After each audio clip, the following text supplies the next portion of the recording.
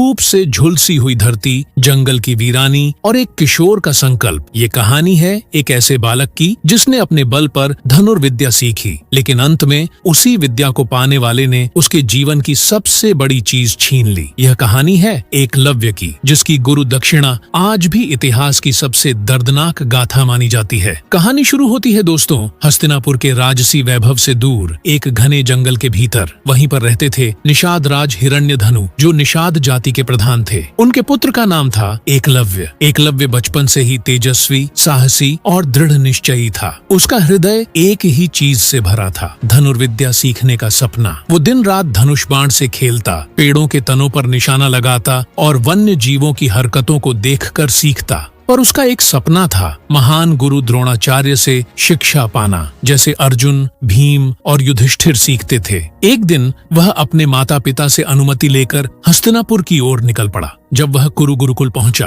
तो वहां चल रही धनुर्विद्या की कक्षाएं देखकर उसका मन हर्ष से भर गया। वह गुरु द्रोण के पास पहुंचा और चरण स्पर्श करते हुए बोला, हे गुरुवर, मैं एकलव्य निषाद राज हिरण्यधनु का पुत्र हूँ। मैं आपसे धनुर्विद्या सीखना चाहता हूँ। कृपया मुझे अपना शिष्य बना लीजिए। गुरु द्रोण ने एकलव्य को ऊपर से नीचे तक देखा। उनका चेहरा भावहीन था। एकलव्य, तुम निषाद हो, मैं क्षत्रियों को शिक्षा देता हूँ। मेरा धर्म यही कहता है कि मैं तुम्हें शिष्य नहीं बना सकता। एकलव्य का हृदय टूट गया, उसकी आंखें नम हो गईं, लेकिन उसने झुककर कहा, अगर आप मुझे शिष्य नहीं बना सकते तो कोई बात नहीं, पर मैं आपको अपना गुरु मानकर खुद ही अभ्यास करूंगा। एकलव्य वापस जंगल लौट आया, लेकिन उसका उत्साह और निष्ठा एक क्षण को भी नहीं डगमगाई। उसने जंगल में एक शांत जगह ढूंढी और वहां गुरु द्रोण की एक मिट्टी की प्रतिमा बनाकर उसे प्रणाम किया। हर दिन सूरज उगने से पहले उठकर वह प्रतिमा को प्रणाम करता और फिर दिन भर कठिन अभ्यास करता। वर्षा, धूप, भूख और थकावट कुछ भी उसके अभ्यास को रोक नहीं सका।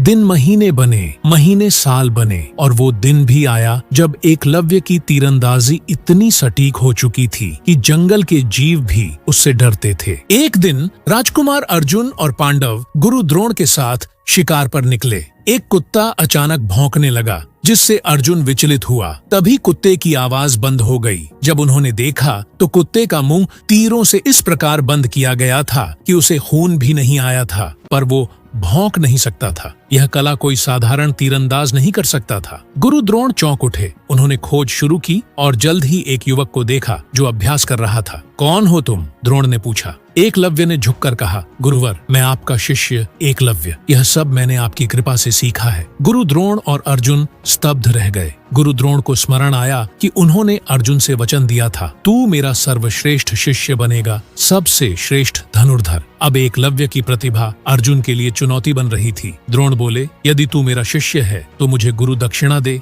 एकलव्य ने विनम्रता से कहा, गुरुवर, आज्ञा दें, मैं प्राण भी दे सकता हूँ। गुरु द्रोण बोले, तो मुझे अपनी दाहिने हाथ का अंगूठा दे दो। पूरा जंगल जैसे थम गया हो। एक क्षण के लिए एकलव्य की आंखें भीग गईं, लेकिन उसने न एक सवाल किया न प्रतिरोध किया। उसने मुस्कुराते हुए अपने धनुष से ही अपना अंगूठा काटकर गुरु को अर्पित कर दिया। उस दिन एक तीरंदाज की अंगुलियां तो कट गईं, पर उसका नाम अमर हो गया। जब अर्जुन ने पूछा, हे गुरुदेव, आपने इतना अन्याय क्यों किया? द्रोण बोले, अर्जुन, एकलव्य की प्रतिभा महान थी, लेकिन यदि वह स्वयं ही इतना सीख सकता है तो कल्पना करो, यदि वह अन्याय के पथ पर चलता तो क्या होता? पर इस उत्तर ने न तो एकलव्य के घाव को भरा, न न्याय को पूर्ण किया। एकलव्य ने तीरंदाजी जारी रखी। बिना अंगूठे के उसने नए तरीकों से अभ्यास किया। वह एक योद्धा बना, राजा बना, परंतु उसकी कहानी आज भी एक दर्द भरी याद है। एकलव्य की कहानी हमें यह सिखाती है कि सच्ची निष्ठा में ताकत होती है। गुरु को बिना सिखाए भी सच्चा मानना श्रद्धा की पराकाष्ठा है। परंतु इतिहास यह भी दिखाता है कि न्याय हर बार नहीं होता।